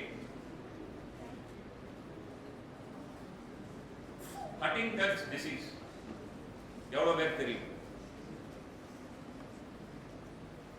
இது வந்து ஒரு அரிய மரபணு நோய். மூளையில வந்து பாத்தீங்கன்னா, மூளை செல்கள் பாத்தீங்கன்னா, நம்ம பொதுவா புத்தகங்கள செல் அப்படின்னு போட்டா எப்படி போடுவாங்க? ஒன்று ஒரு வட்டமா போடுவாங்க, இல்லைன்னா ஒரு கோழி முட்டை மாதிரி போடுவாங்க, இல்லைன்னா அப்படி எப்படி ஜிலேபி மாதிரி அப்படியே ஒரு போர்டு போட்டிருப்பாங்கல்ல. ஆனா மூளையில இருக்கக்கூடிய நியூரான் செல் அப்படின்னு பாத்தீங்கன்னா சற்றேறக்குரிய ஒரு மாதிரி இருக்கும். செல்லுடைய மெயின் பகுதிங்க இருக்கும். செல்லுல இருந்து வயர் மாதிரி வெளியில குட்டி வயர் இருக்கும், ஒரு பெரிய வயர் இருக்கும். ஓகே, இந்த எண்ணிக்கை கம்மியாச்சுன்னா நினைவாற்றல் கம்மியாகுது, நம்முடைய உடல் செயல்பாட்டில் இருக்கிற குறைபாடு போன்ற விஷயங்கள்லாம் இருக்கும். இந்த ஹண்டிங்டன் டிசீஸ் அப்படிங்கிறது பார்த்தீங்கன்னா, இங்க நார்மல் செல் இருக்கு, எவ்வளவு குட்டி குட்டியா இழைகள் போகுதுன்னு பார்க்கலாம். இங்க வந்து பாதிக்கப்பட்ட செல், அதுல எப்படி இழைகள் இல்லை அப்படின்னு சொல்லி பார்க்கலாம். இந்த மாதிரி நிறைய அரிய மரபணு நோய். இந்த அரிய மரபணு நோய் அப்படின்னு சொல்லி பார்த்தீங்கன்னா, பொதுவா பரம்பரையாக, அதாவது உங்களுடைய குடும்பத்தில் இருந்தா உங்களுக்கு வருவதற்கான வாய்ப்பு அதிகம் அப்படிங்கிற மாதிரி பரவும். சில சமயம் தற்செயலா வரும். ஏன்னா ரேண்டம் மியூட்டேஷன் அப்படின்னு சொல்லுவாங்க. அந்த ரேண்டம் மியூட்டேஷன் அப்படின்னு காரணத்தால வரலாம். ஓகே, இந்த மாதிரியான அரிய மரபணு நோய் பரவல் உலகத்திலேயே இந்தியாவில் தான் அது எல்லாம் வில்லேஜ் காமிச்சு எல்லையா ஒன்றில் நம்ம ஜாலியாக இருக்கும்ல. அரிய மரபணு நோய் இந்தியாவில் தான். ஏன் அப்படிங்கிறத பற்றி மார்ச் 4, 2025, இது என்ன மாசம்? எவ்வளவு மாசம் முன்னாடி? March 4, 2025 CCMB centre for cellular and molecular biology அப்படின்னு சொல்லக்கூடிய ஒரு ஆய்வு நிறுவனம் ஹைதராபாத்ல இருக்கு. அவங்க இதுக்கு காரணம் என்னன்னு கண்டுபிடிச்சிருக்காங்க. காரணம் அகமண முறை. அப்படின்னா ஜாதிக்குள்ளேயே கல்யாணம் பண்ணிக்கிறது. இந்த ஆய்வுடைய முக்கிய விஞ்ஞானியா இருக்கிறவர் வந்து டாக்டர் கே தங்கராஜ், தமிழ்நாட்டை சார்ந்தவர் தான். அந்த ஆய்வு நிறுவனத்தில் 30 ஆண்டுகளுக்கு மேல பணியாற்றுறாரு. ஒரு உலக புகழ்பெற்ற மரபியல் ஆய்வாளர். இவர் தான் அதனுடைய அந்த ஆய்வுடைய தலைவர். இவங்க நடத்தின ஆய்வுல என்ன சொல்றாங்க அப்படின்னு சொன்னா, உறவு நெருக்க குறியீடு IDD அப்படின்னு அது பேர். ஓகே, இந்த உறவு நெருக்க குறியீடு தான் என்ன அப்படின்னு நம்ம புரிஞ்சுக்கலாம். இப்ப நான் இருக்கேன், எனக்கு ஒரு தம்பி இருக்கு, என்னோட மரபணு இருக்கு, என் தம்பியோட மரபணு. என்னோட மரபணு பார்த்தீங்கன்னா அதுல 50% எக்ஸாக்டா எங்க அம்மாட்ட வந்தது, இன்னொரு 50% எங்க அம்மாட்ட. என் தம்பிக்கும் அதே மாதிரி தான். இப்ப எங்க 2 பேரையும் ஒப்பிட்டு பார்த்தீங்கன்னா பெரும்பாலும் ஒன்னாதான், எக்ஸாக்டா 100% சேமா இருக்கு, பட் பெரும்பாலும் ஒன்னா. அப்போ எங்களுக்குள்ள இருக்கக்கூடிய உறவு நெருக்க குறியீடு என்பது நெருக்கமான புரியலையா? இப்ப எங்க அம்மாவுக்கு வந்து ஒரு அண்ணன் இருக்காரு, இருந்தாரு இல்ல, அந்த அண்ணனுக்கு ஒரு பையன் அப்படின்னா எங்க மாமா பையன். அந்த மாமா பையனுக்கு ஒரு மரபணு இருக்குல்ல, அந்த மரபணையும் என்னோடதையும் நெருங்கி பார்த்தீங்கன்னா என் தம்பி மாதிரி க்ளோஸா இருக்காரு, கொஞ்சம் கூடுதலா இல்லையா? அப்பா அடைந்து வந்த அந்த என்னோட அம்மான்னு சொன்னேன். அதனால எங்க அம்மா வழியில இருக்கக்கூடிய பல விஷயங்கள் க்ளோஸா இருக்கும். இப்போ எங்க அம்மாவுடைய அப்பாவுடைய தம்பி எடுத்துக்கலாம், அவருக்கு பையனுக்கு பையன் எடுத்துக்கலாம். அப்ப பாத்தீங்கன்னா ஒண்ணு விட்ட அப்படின்னு நம்ம சொல்லுவோம் இல்லையா, ஒண்ணு விட்ட தொடர்பு. ஸோ இப்ப நம்ம வந்து உறவு நெருக்கத்தை இப்படி நம்ம புரியலாம், மரபணு கம்பேர். அதுதான் வந்து உறவு நெருக்க புரியுது.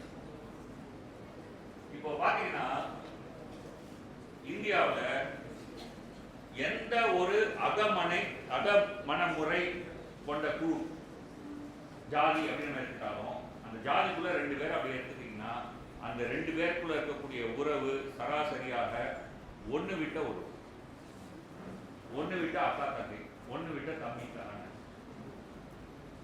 சொந்தத்துக்குள்ள கல்யாணம் பண்ண என்ன ஆகும் கேள்விப்பட்டிருக்கோம்ல, அவ்வளவுதான் நடக்கும். அப்படின்னு சொன்னா 2000 ஆண்டுகளாக ஜாதிக்குள்ளேயே திருமணம் செஞ்சு வந்ததுனால மரபணுக்கள் இந்த மாதிரி ஆகி மரபணு நெருக்கம் அதிகரிச்சு ஒரு ஜாதிக்குள்ள நீங்க எவ்வளவுதான் அவர் என்ன நெருக்கிய சொந்தம் இல்லை நீங்க சொன்னீங்கன்னாலும் மரபணு வழியில பாத்தீங்கன்னா,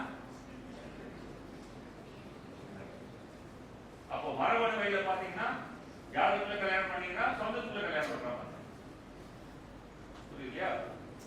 இதன் காரணமாக பல்வேறு விதமான அரிய மரபணு நோய்கள். எனக்கு ஜாதி பேர் நம்பிக்கை இல்லாம இருக்கலாம், சரி விஷயம். பட் நான் பிறக்கும் போது ஏதோ ஒன்றுல பிறந்தேன் இல்ல. இப்போ என் அண்ணன் தம்பி நானு எல்லாம் பாத்தீங்கன்னா எனக்கு வந்து வலது காது வந்து கேட்கறதுல கொஞ்சம் ப்ராப்ளம், வயசான எங்களுக்கு மட்டும் இல்ல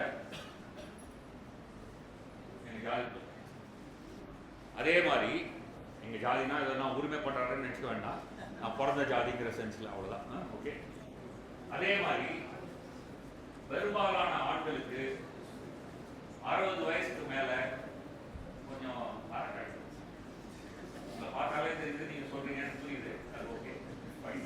பட் மறக்காது, அதாவது வந்து அல்சைமர் நோய் அப்படிலாம் சொல்கிறோம் இல்லையா, அந்த மாதிரியான நோய்கள் கூடுதலாக இந்த கம்யூனிட்டியில் வரும். பிகாஸ்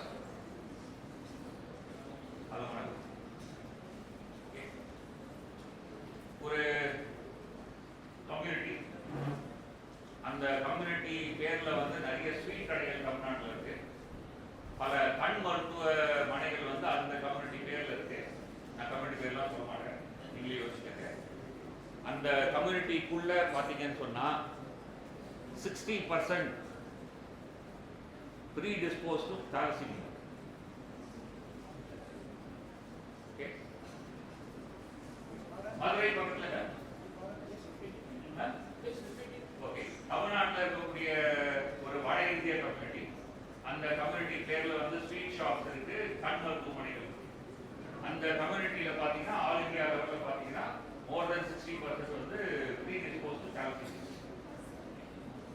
தமிழ்நாட்டில் ஒரு மதுரை பக்கத்தில் இருக்கக்கூடிய ஒரு கம்யூனிட்டி, அந்த கம்யூனிட்டியில பாத்தீங்கன்னா 68% டிபி. சரி, எல்லாமே சொல்றீங்க இந்த பக்கம் அப்படின்னு கேட்கறது புரியுது. ஓகே, அதையும் சொல்லிடலாமா?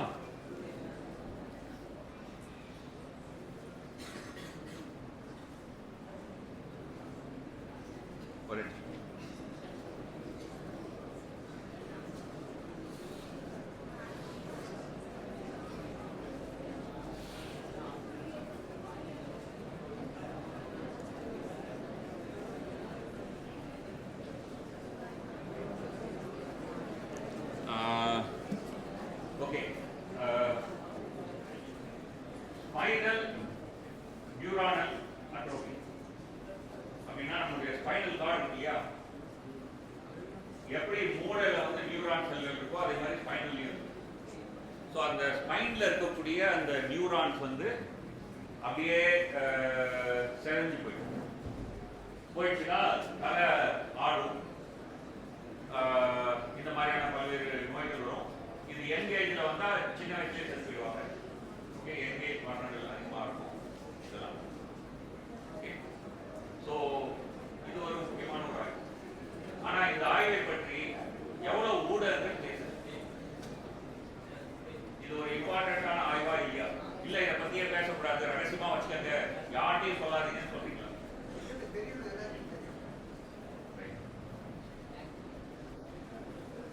ஸோ 80,000 ஆண்டுகளுக்கு முன்னாடி நான் சொன்ன அந்த நவீன மனிதன் ஆப்பிரிக்காவிலிருந்து உலகோட பல பகுதிக்கு போனாங்க. அப்படி போனவங்கள ஒரு பகுதி வந்து இந்தியாவுக்கு வந்தாங்க. அதுக்கு பிறகு இந்தியாவுக்கு பல்வேறு இடங்களிலிருந்து ஆட்கள் வந்தாங்க. இதனுடைய ஒரு கலப்பாக இந்தியா இருக்கு. ஆனா கடந்த 2000 ஆண்டுகளாக இங்க இருக்கக்கூடிய சமூக அமைப்பின் காரணமாக நம்ம எப்படி புரிஞ்சிருக்கிறோம், நிறைய அகமன குழுக்களாக புரிஞ்சு. ஸோ இந்த அகமன குழுக்களாக நம்ம புரிஞ்சிருக்கிறதுனால ஒவ்வொரு அகமன குழுவிலையும் கடந்த இந்த 2000 ஆண்டு கால ஒரே குழுக்குள்ளேயே மேலே படிக்கிறதுனால இன்றைக்கு ஒவ்வொரு குழுக்கும் அவங்களுக்கு சிறப்பான ஒரு மரபணு நோயை வச்சிருக்காங்க. ஸோ அவங்க ஒரு கடவுளை கொடி வச்சுக்கிற மாதிரி என்ன பண்ணிக்கலாம், ஒரு சிறப்பான மரபணு நோய் இதில் பெருமை அப்படின்னு வளர்க்க. ஓகே, ஏன் ஏற்படுது? பெரும்பாலான மரபணு நோய் ஒரு பரவலான மக்கள் தொகையில நம்ம வந்து மேரேஜ் நடக்குதுன்னு வச்சுக்கோம். அப்போ வந்து கேரி ஃபார்வர்டா. இப்போ நீங்க வந்து இங்கிலாந்துல ஒரு ஸ்டடி பண்ணாங்க. இங்கிலாந்துல வந்து இண்டஸ்ட்ரியல் ரெவல்யூஷனுக்கு முன்னாடி, அதாவது 1750க்கு முன்னாடி ஒரு ஆண் பெண் திருமணம் செஞ்சா அவங்க பிறந்த இடத்துல இருந்து ஒருத்தர் இருக்கக்கூடிய தொலைவு இருக்கு. அந்த தொலைவு பார்த்தீங்கன்னா சுமார் 5 கிலோமீட்டர் அப்படின்னு சொன்னீங்கன்னா ஒரு கிராமம் இல்லைன்னா 10 கிராமம். இல்லை, இது வந்து 1990ல் அந்த ஸ்டடி பண்ணாங்க. அந்த 1990ல் இருக்கக்கூடிய ஸ்டடி பார்த்தீங்கன்னா 319 கிலோமீட்டர். அப்படின்னு சொன்னால் சென்னையில் இருக்கிறவர் திருச்சியில் இருக்கிற மதுரையில் இருக்கிற யாரையோ கல்யாணம் பண்ணிக்கிறார். ஸோ அப்போ அவங்க வந்து அங்கே வந்து மரபணு கலப்பு இருக்கு. ஸோ அதனால வந்து அங்கே என்ன ஆகுதுன்னு சொன்னால் இந்த மாதிரியான தேக்கம் இல்லை. இப்போ ஒரு குழுக்குள்ளேயே ஒரு அரிய நோய் தொடர்ந்து இருக்கக்கூடிய அந்த ஒரு சூழ்நிலை. நம்ம இங்கே தான் எவ்வளவு தொலைவாக இருந்தாலும் இந்த ஜாதிக்குள்ள இருக்கணும்ல.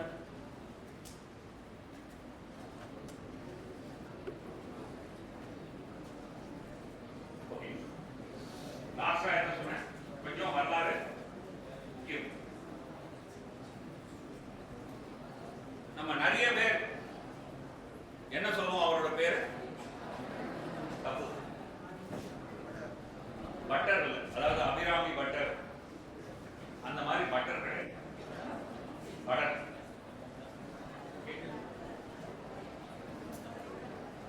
அவரோட நூல்ல 3 இடங்கள்ல அவருடைய பெயரை பதிவு செய்யறது. அந்த 3 இடத்துலயும் நம்ம பார்த்தோம்னா அந்த பெயர் வந்து படா. வடமொழி தெரிஞ்சவங்க படிக்கலாம், ஹிந்தி தெரிஞ்சவங்க படிக்கலாம். படா இப்போ வந்து வடமொழியில வந்து இர், இம், இத்து அந்த மாதிரி புள்ளி வைத்த எழுத்துக்கள் கிடையாது, தனியாக கிடையாது. இப்போ வடமொழியில வந்து ரா போட்டு மா அப்படின்னு எழுதுனா படிக்கிறவங்க வந்து ராம்னு படிப்பாங்க. பட் நம்ம என்ன படிப்போம், அதை ரா ம இர் ராமர்னு படிப்போம் இல்லையா? அது தமிழ்ல நம்ம படிக்கும்போது ராமர்னு மாத்திரும் இல்லையா? வடமொழியில வந்து ரா மா அப்படின்னு சொல்றாங்கன்னா அவங்க படிக்கிறது ராம்னு படிப்பாங்க. நம்ம வந்து தமிழ்ல அதை பண்ணும்போது ரா மா இர் இர் சேர்த்து பண்ணுவோம். அதே மாதிரி நீங்க வந்து ஆ ரி ய ப டா அப்படின்னு இருக்கிறத தமிழ்ல எழுதும்போது இர் சேர்த்துக்கலாம். ஆனா எப்படி சேர்த்துக்கிறோம், ஆரிய படர் தான் சேர்த்துக்கிறோம், பட்டர்னு சேர்த்துக்கிறோம். என்ன ஒரு வித்தியாசம் அப்படின்னு கேட்கலாம். வித்தியாசம் என்னன்னா, பட்டர்னா ஒரு அந்தன வகுப்பை சார்ந்த கல்வி பணியில ஈடுபட்டிருக்கக்கூடிய அந்தன வகுப்பை சார்ந்தது. ஓகே, கல்வி பணியில அந்த காலத்துல ஈடுபட்டிருக்கக்கூடிய ஒரு அந்தன வகுப்பை சார்ந்தவர் பட்டர். படா அப்படின்னு சொன்னீங்கன்னா 3 வர்ணத்துக்கு அப்பால் இருக்கக்கூடிய 4ஆம் வர்ணத்தை சார்ந்தது. அதாவது முதல் 3 வர்ணம் வந்து ட்வைஸ் பார்ன் அப்படின்னு சொல்லுவாங்க இல்லையா, இரு பிறப்பாளர்கள் அப்படின்னு. அந்த இரு பிறப்பாளர் இல்லாதவர் தான் படா. இது வந்து ஒரு சின்ன செய்தி, பட் அதுல நான் முக்கியமா பேச வந்தது. ஆரியபடர் உண்மையிலே கண்டுபிடிச்சது என்ன? ஆரியபடர் பூஜ்யம் தான் கண்டுபிடிச்சது. பூஜ்யம் தான் ஆரியபடருக்கு முன்னாடி இருக்கு. ஓகே, எல்லாரும் வந்து ஆரியபடர் பூஜ்யத்தை கண்டுபிடித்தார், பூஜ்யத்தின் வடிவத்தை இப்படி கண்டுபிடிச்சார், எல்லாம் தப்பு. ஆரியபடருக்கு முன்னாடியே பூஜ்யம் இருக்கு. ஓகே, இன்னைக்கு நம்ம பயன்படுத்துற அந்த கோழி முட்டை வடிவமான அந்த பூஜ்யம் என்பது சுமார் 700-800 ஆண்டுகள் தான் வந்து. அதுக்கு முன்னாடி பாத்தீங்கன்னா புள்ளி, ஒரே ஒரு புள்ளி டாட்டா இருக்கு. அந்த டாட் வந்து ரவுண்ட் ஆனது அந்த காலத்துல. இவர் என்ன கண்டுபிடிச்சாரு? ஒண்ணு பூமி கோள வடிவமானது, ரெண்டாவது பூமி தன்னைத்தானே சுத்திட்டு, அதனாலதான் டே அண்ட் நைட் வருது. கிரகணம் ஏற்படுறதுக்கு ராகுக்கு எதெல்லாம் காரணம் இல்ல, நிழல் தான். இப்போ உதாரணமா சூரியன் அங்க இருந்து என் தலைதான் பூமி, அந்த திரைதான் நிலா அப்படின்னு வச்சுட்டீங்கன்னா, சூரிய ஒளி வந்து என்னுடைய தலையான பூமியில படும்போது பின்னாடி வந்து நிழல் விழும் இல்லையா? அந்த நிழல் நிலா மேல விழுந்தா அது சந்திரன். அதே நிலா இங்க இருக்குன்னு வச்சுக்கோம், இப்போ நிலாவோட நிழல் பூமியில விழும் இல்லையா? அப்போ அது சூரியன். இந்த இயற்கை அறிவியல் விளக்கத்தை இந்தியாவில் முதல்ல அடிச்சது யாரு? யுகம். நம்ம எல்லாரும் கேள்விப்பட்டிருக்கோமா? இப்ப நடக்கிறது என்ன யுகம்? அதனாலதான் இந்த பிரச்சனையே இல்ல, எல்லா பிரச்சனையும் காரணம் கலியுகம் தான். யுகம்னா என்ன? இப்போ புராணங்கள்ல எடுத்தீங்கன்னா 4 யுகங்கள் சொல்லுவாங்க. என்னதான் யுகம்? ஃபர்ஸ்ட் யுகம் என்னது? சத்திய யுகம். தென் ரெண்டாவது, ஓகே, மூணாவது துவாபர யுகம், நான்காவது கலியுகம். இந்த முதல் யுகத்தை பார்த்தீங்கன்னா கலியுகம் மாதிரி 4 மடங்கு இருக்கு. அதுக்கு அடுத்த யுகத்தை பார்த்தீங்கன்னா கலியுகம் மாதிரி 3 மடங்கு இருக்கு. இந்த துவாபர யுகமா பார்த்தீங்கன்னா கலியுகம் மாதிரி 2 மடங்கு இருக்கு. கலியுகத்தை மாதிரி வச்சு பார்த்தீங்கன்னா இப்படி அதனுடைய கால அளவு. ஏன் இந்த கால அளவு அப்படின்னு நீங்க கேட்டீங்கன்னா, புராணத்துல என்ன சொல்றாங்கன்னா, சத்திய யுகத்துல எல்லாரும் சத்தியமா இருந்தாங்க. அதனால சத்திய யுகத்துல வாழ்ந்த மனிதர்கள் வந்து 1000 வருஷம் வாழ்ந்தாங்க. அப்புறம் எல்லாம் போய் பேச ஆரம்பிச்சாங்க. வாங்கியார் அவர்கள் சண்டை போட ஆரம்பிச்சாங்க. பையன் வந்து அப்பா தெரியாம சிகரெட் குடிக்க ஆரம்பிச்சான். இதெல்லாம் நடந்த பிறகு சத்திய யுகத்துல இருந்து நம்ம அடுத்த யுகம் வந்து, அதனால யுகம் கம்மியாயிடுச்சு. அப்படி யுகம் கம்மியாகி இன்னைக்கு பாவங்கள் மட்டுமே செய்யக்கூடிய ஒரு கலியுகத்தை நம்ம வாழ்றதுனால கலியுகம் இவ்வளவு சின்னது அப்படின்னு புராணம் சொல்லுது. ஆனா ஆரியபடர் என்ன சொல்றாருன்னா, யுகம்னா அதெல்லாம் இல்லையா. யுகம்ங்கிறது வந்து ஒரு அறிவியல் கான்செப்ட். என்ன கான்செப்ட்? இப்ப நம்மளே எடுக்கலாம். நான் தான் பூமி, இங்க அந்த கேமரா இருக்குல்ல, அந்த கேமரா தான் சூரியன், இது நிலம். ஸோ கேமரா, நிலா, நான் எல்லாம் 3 ஒரே இதுல வந்துட்டோமா? இதே மாதிரி திரும்பி எவ்வளவு நாள் கழிச்சு? இப்போ நிலாவை தவிர வெள்ளிக்கோள் இருக்குல்ல, அந்த வெள்ளிக்கோள் இங்க இருக்கு. வெள்ளிக்கோள் ஒரு 88 நாள்ல சுத்தி வரும். நிலா வந்து ஒரு 27 நாள்ல சுத்தி வரும். ஸோ இந்த ரெண்டுமே ஒரே சமயத்தில் இருந்தா திரும்பி எப்போ வரும்? இப்போ வெள்ளி மட்டும் இல்லை, புதன் எடுக்கலாம், செவ்வாய் எடுக்கலாம். அது மாதிரி 5 கண்ணுக்கு தெரிகிற கோள்கள் என்னெல்லாம்? புதன், வெள்ளி, செவ்வாய், வியாழன், சனி, அப்புறம் நிலா, சூரியன். இந்த 7 ஒரே கோட்டில் இருக்கு. இந்த ஒரே கோட்டில் இருக்கு. இந்த 7 மறுபடி எப்போ ஒரே கோட்டு? அதுதான் ஒரு யுகம் அப்படின்னு ஆரியபடர் சொல்றாரு. அதனால ஆரியபடர் என்ன சொல்றாருன்னா, 4 யுகமும் ஒரே லென்த் தான். 4 யுகமும் வெவ்வேறு லென்த் தான் கிடையாது. 4 யுகம் ஒரே யுகம். ஒரு யுகம் அப்படிங்கிறது வந்து ஒரு சயின்டிபிக் ஆங்கில பார்க்கறது. தென் வந்து நமக்கு தெரிஞ்ச வரையில கணித வானவியலை இந்தியாவில் புகுத்துனது ஆரியபடர். அது என்னன்னா வந்து வளர்க்குறேன். அடுத்தது கோணவியல். Sine square plus cos square என்னது?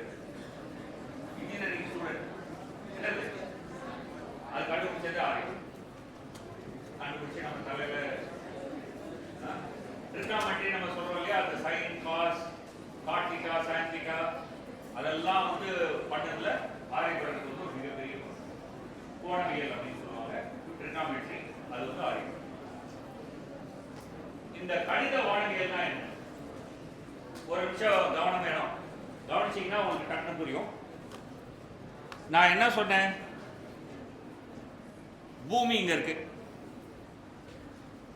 இங்க வந்து இங்க வந்து ஒரு பூமியை சுத்தி ஒரு கோள் சுத்துதுன்னு வச்சுக்கோங்க. நம்ம என்ன நினைக்கிறோம்? ஒரு வட்டமா சுத்துதுன்னு நினைக்கிறோம். ஆரியபடர் என்ன சொன்னா அப்படி சுத்தல. இங்க ஒரு வட்டத்தை யோசிங்க. அந்த வட்டத்துக்கு மேல ஒரு குட்டி வட்டத்தை யோசிங்க. இந்த குட்டி வட்டத்துல இந்த கோள், அந்த பெரிய வட்டத்துக்கு மேல இந்த குட்டி வட்டம் சுத்திட்டே வரும். புரியுதா நான் என்ன சொல்ல வரேன்ட்டு? இது சுத்திட்டே வரும். அப்ப என்ன ஆகும்? இங்க இருக்கும் போது கோள் எனக்கு பக்கத்துல இருக்கும், இங்க இருக்கும் போது கோள் எனக்கு அதிகமா இருக்கும். ஸோ கோள் இங்க இருந்தா நீச்சம், கோள் இங்க இருந்தா நீச்சம். ஓகே. ஸோ அப்ப நான் வந்து இந்த கோளுடைய நிலையை நான் கணக்கெடுக்கணும்னா, இந்த வட்டத்துல இந்த வட்டத்தோட மையப்புள்ளி எங்க? அப்புறம் இந்த வட்டம் சுத்துது இல்லையா, இந்த வட்டம் சுத்துறதுல இந்த புள்ளி எங்க இருக்கு? இதை ரெண்டுத்தையும் நான் கனெக்ட் பண்ணேன்னா கோள் எங்க இருக்கு அப்படின்னு நான் கண்டுபிடிச்சேன். ஸ்டார்டிங் டேல 0ல இருந்தது இல்லையா, ஸ்டார்டிங் டேல எல்லாம் சேம் சைட்ல தானே இருந்தது. ஸோ அந்த ஸ்டார்டிங் டேல இருந்து ஒரு சில நாள் கழிச்சு பார்த்தீங்கன்னா அந்த குட்டி வட்டத்தினுடைய மையம் இங்க வந்திருக்கும், அந்த இன்னொரு குட்டி வட்டத்தினுடைய மையம் இங்க வந்திருக்கும், அந்த கோள் இங்க இருக்கும். நான் இதை வந்து கணக்கு போட்டு கண்டுபிடிச்சேன். எவ்வளவு பேருக்கு வந்து கலி சுத்த தினம் அப்படின்னு கேள்விப்பட்டிருக்கீங்க? கலி சுத்த தினம் அப்படின்னா என்ன அர்த்தம்னா, இதெல்லாம் ஒரே லைன்ல இருந்ததுல அது 0 டே. அதுக்கு அடுத்த நாள் கலி 1, அதுக்கு அடுத்த நாள் கலி 2, அதுக்கு அடுத்த நாள் கலி 3, அப்படியே போட்டு வந்தீங்கன்னா இன்னைக்கு ஏதோ ஒரு நாள் இருக்கும் இல்லையா? அப்போ ஒவ்வொரு நாளும் அந்த கோல் வந்து எவ்வளவு நாள் இருக்குன்னு எனக்கு தெரியலையா? இன்டு திஸ் டே நான் மல்டிப்ளை பண்ணா அந்த கோல் எங்க இருக்குன்னு தெரியல. இதான் வந்து சிம்பிள் மேத்தமேட்டிக்கல் ரூல். இல்லை கொஞ்சம் என்ன சொல்றது, நுவான்சஸ் இருக்கு. அதை நான் விளக்கணும்னா உங்களுக்கு வந்து ஒரு 3 hour கிளாஸ் எடுக்கணும். எங்க இன்ஸ்டிடியூட்ல இருக்கிற அது முடியாது. ஓகே, பட் அடிப்படை இதுதான். ரைட். ஸோ இதான் வந்து கணித வானியல். இந்த கணித வானியலை வச்சு முற்காலத்துல, நிகழ்காலத்துல, எதிர்காலத்துல கோல் எங்க இருக்குன்னு கிடைக்கும். இதெல்லாம் பண்ணது யாரு? இதெல்லாம் நம்ம வாட்ஸ்அப்ல வராது. என்ன வரும்? பூஜ்ஜியத்தை கண்டுபிடிச்சாரு, சூரியனை சுத்துதுன்னு சொன்னாரு. தப்பு, போய் அவர் ரொம்ப கிளியரா பூமியை சுத்துதுன்னு தான் சொல்றாரு.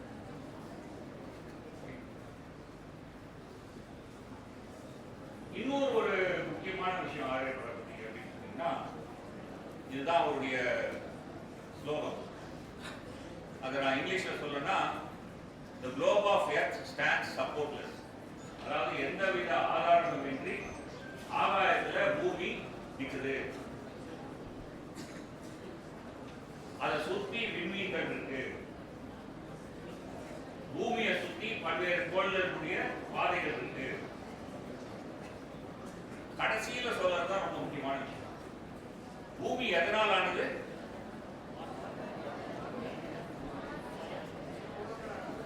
அண்டஸ்பெரிக்கல், கோள வடிவமானது. பூமி எதனால் ஆனது? பஞ்சபூதம் கேட்டீங்களா? பஞ்சபூதம் இல்ல அவர்கிட்ட பாருங்க திரும்பி. பஞ்சபூதம் இல்லை, 4 தான் இருக்கு. ஏன் 4 தான் இருக்கு? ஏன்னா அவர் வந்து ஒரு லோகாயுத தத்துவத்தை பின்பற்றுகிறார்.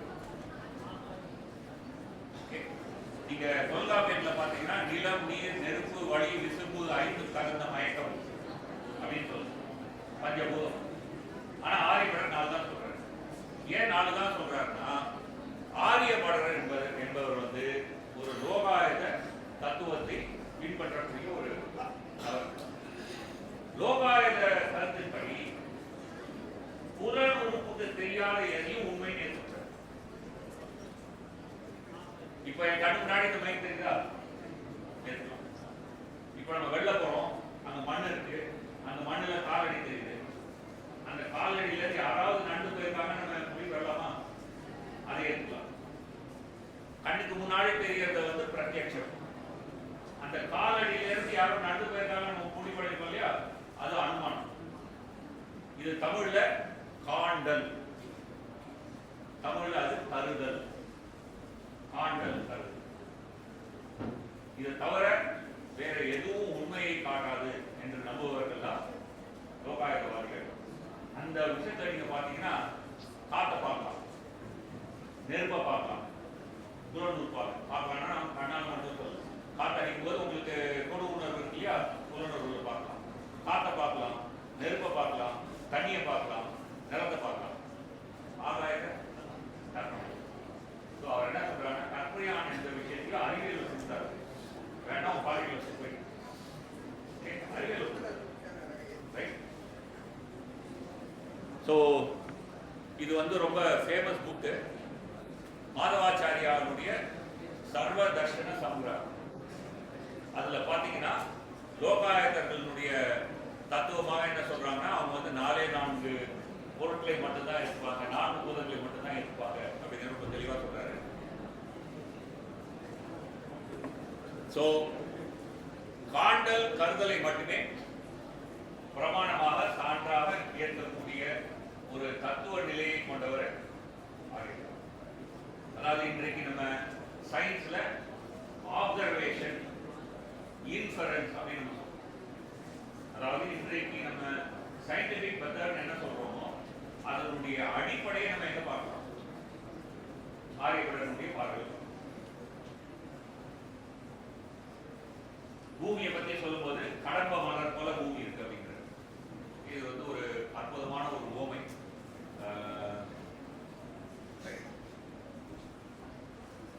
அந்த காலத்துல பாத்தீங்கன்னா ஆரியபடனுடைய வானவியல் இருந்தது.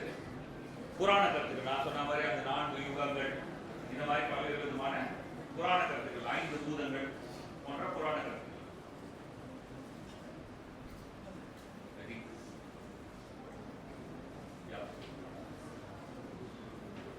ஆரியபடனுடைய இன்னொரு ஒரு முக்கியமான கருத்தை நான் சொன்னது என்னது, பூமி தன்னைத்தானே சுத்திக்குது, அதனால பகல் இரவு ஏற்படுதுன்னு சொன்னேன் இல்லையா. புராணத்துல பகல் இரவு எப்படி ஏற்படுகிறது அப்படின்னு பாத்தீங்கன்னா, புராணத்தின் படி வந்து பூமி வந்து ஒரு தட்டையான ஒரு பகுதி. அந்த பூமியினுடைய நடுவுல மேருமலைன்னு ஒரு மலை இருக்கு. இப்ப நான் தான் அந்த மேருமலையை சுற்றி சூரியன் சுத்துது. அப்போ மேருமலைக்கு இந்த பக்கம் சூரியன் இருக்கும்போது இந்த பக்கம் பகல். ஏன்னா மேருமலையினுடைய நிழல் இருக்கும் இல்லையா, இரவு. அதே சூரியன் இங்க சுத்தி வரும்போது இங்க பகல், அங்க இரவு. ரைட். சோ புராணத்தை பொறுத்த வரைக்கும் பூமியினுடைய வடிவம் என்னது, தட்டையான பூமி. ஆனா ஆரியபடரை பொறுத்த வரைக்கும் பூமியோட வடிவம் என்னது, பெருங்கல். பெருங்கல் மட்டும் இல்ல, தன்னைத்தானே சுத்துது.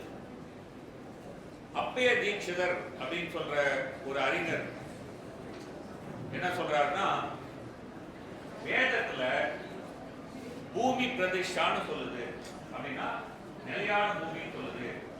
அதனால ஆரியபடர் பூமி சுத்துதுன்னு சொல்றது தப்பு அப்படின்னு சொன்ன பிறகு ஆரியபட்டருடைய சூத்திரத்தையே மாற்றார். அவர் எங்க வந்து பூமி சுத்துதுன்னு எழுதினாரோ அந்த இடத்துல வானம் சுத்துதுன்னு மாற்றார். பிற்காலத்துல வந்தவங்களுக்கு பலருக்கும் ஆரியபடர் உண்மையிலேயே பூமி சுத்துதுன்னு சொன்னாங்க தெரியாது. ஆனா தென்னிந்தியாவில் இருந்த காப்பீஸ்ல பூமி சுத்துது. ஆரியபடனுடைய நூலை வந்து அரபிக்ல டிரான்ஸ்லேட் பண்ணிட்டாங்க, அதுல பூமி சுத்துது. இதை வச்சுதான் நம்ம இன்னைக்கு உண்மையிலேயே ஆரியபடர் பூமி சுத்துது கண்டுபிடிச்சாங்க. நான் ஏற்கனவே சொன்ன மாதிரி நிழலுடைய ரிசல்ட் தான் கிரகணம் அப்படின்னு சொல்றாரு. அதெல்லாம் எப்படி கண்டுபிடிக்கலாம் அப்படின்னு சொல்றாரு. கிரகணம் வந்து எவ்வளவு நேரம் எடுக்கும் அப்படிங்கிறத வந்து எப்படி கணக்கு போடுறது போன்ற விஷயங்கள் எல்லாம் அந்த கணித வானவியல்ல விளக்குறாரு. ஆனா புராணத்துல இருக்கிற கருத்து என்னது, ஏன் கிரகணம் ஏற்படுது? புராணத்தின் படி ஒரு பாம்பு வந்து சாப்பிடும். இப்போ இதுதான் சூரியன் வச்சுக்கோ, சூரியனை பாம்பு சாப்பிடும். ரைட். அப்போ பூமியில இருக்கிற எல்லாருக்குமே இந்த சூரியனுடைய இந்த பகுதி தெரியக்கூடாது இல்லையா. ஆனா சூரிய கிரகணம் போது பாத்தீங்கன்னா, ஃபார் எக்ஸாம்பிள் சென்னையில கிரகணம் தெரிஞ்சா டெல்லியில வந்து முழு சூரியன் தெரியும். புரியுதா நான் என்ன சொல்றேன்ட்டு? சென்னையில கிரகணம் இருக்கும்போது டெல்லியில முழு சூரியன் தெரியும். அப்போ பாம்பு பிடிச்சதா எல்லா இடத்துலயுமே தெரியாம இருக்கும்ல. அதெல்லாம் சொல்றாரு ஆரியபட்டருடைய டிசைபிள்ஸ். அதெல்லாம் சொல்லி ராவுக்கு எது தவறு அப்படின்னு சொல்றாங்க. அதுக்கு ராவுக்கு எது வந்து உண்மையா இருக்க முடியாதுன்னு சொல்றாங்க. ஸோ நம்ம வரலாறு பார்த்தோம்னா 2 பாரம்பரியங்கள் நம்ம கண்டது. ஒன்று வானவியல் பாரம்பரியம். காளிதாசர் என்ன சொல்றாருன்னா, புராணம் இந்தியேவ நான் சத்து சர்வம். பழமைங்கிறதுனாலே ஒன்று வந்து சரின்னு சொல்ல முடியாது. கேள்வி கேள், பரிசோதி, சிந்தனை செய் அப்படின்னு செய்யக்கூடிய ஒரு பாரம்பரியம்.